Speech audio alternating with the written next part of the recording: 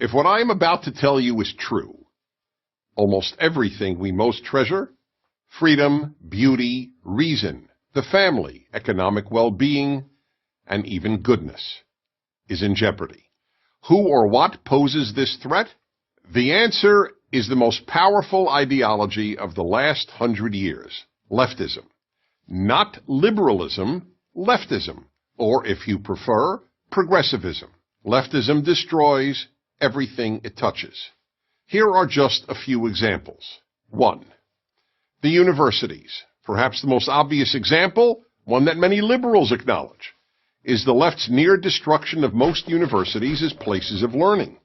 In the words of Harvard professor Steven Pinker, an atheist and a liberal, because of the left, quote, universities are becoming laughingstocks of intolerance, unquote. At almost every university, and now high schools and even elementary schools, students are taught to shut down, not debate, those who differ with them, and to rely on feelings rather than reason. 2. The arts. Throughout history, the primary purpose of art was to elevate people through beauty, artistic excellence, and emotional depth. To the left, the primary purpose of art, sculpture, and music is to shock. That's why so much contemporary art is meaningless and involves the scatological, meaning urine and feces. Yes, urine and feces. To give one of countless examples, in 2016, the Guggenheim Museum in New York featured a pure gold working toilet, which visitors were invited to use. The name of the exhibit was America, so one could literally relieve oneself on America. 3. Literature. The English department at the University of Pennsylvania replaced the portrait of the greatest English-language writer who ever lived, William Shakespeare, with a picture of a black lesbian poet. Why? Because he was a white European male. Leftist professors have replaced the pursuit of excellence with the pursuit of diversity. 4. Late-night television. In America, late-night television shows were completely apolitical. The hosts believed their role was to entertain viewers and offer them relief and laughter after a difficult day. No longer. You cannot watch late-night television if you just want to be entertained. Late-night TV is now left-night TV.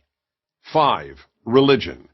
The left has ruined much of mainstream Protestantism and Catholicism and non-Orthodox Judaism, which are now little more than left-wing organizations with religious symbols. In many churches and synagogues, one is more likely to hear the clergy talk about political issues than about any other subject, including even the Bible. 6. Free speech. If there was anything virtually every American considered a bedrock value, it was freedom of speech. Yet the left is destroying even this unique American achievement. Almost half of America's young people say they believe in free speech, but not for hate speech. Yet the whole point of free speech is that it allows people to express any political or social position, including what any one of us considers hate speech. And hate speech now means any position the left differs with. 7. Race. America has become the least racist multiracial society in world history. On a daily basis, Americans of every race and ethnicity get along superbly. But the left constantly poisons young minds with angry diatribes about systemic racism, microaggressions, and white privilege. 8. The Boy Scouts. The left is destroying the Boy Scouts. They're not even the Boy Scouts anymore, they're just the Scouts. The left forced them to admit girls. Here's the thing about the left. It only destroys. It doesn't build. The Boy Scouts have helped shape tens of millions of boys into independent, strong, good men. So where's the left-wing version of the Boy Scouts? It doesn't exist. There is none. 9. Male-female. In some ways, scariest of all, the left is committed to ending male and female as distinct categories. Children are increasingly raised not to think of themselves as a boy or a girl. Teachers are told not to refer to their students as boys or girls, just students. In New York City, Parents do not have to check off male or female on their newborn's birth certificate. They can check off X.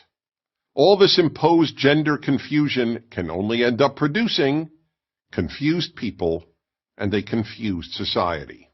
So why does the left engage in so much destruction? Because it thinks America is essentially a bad country. But America is only bad compared to utopia. And the left is utopian. I'm Dennis Prager.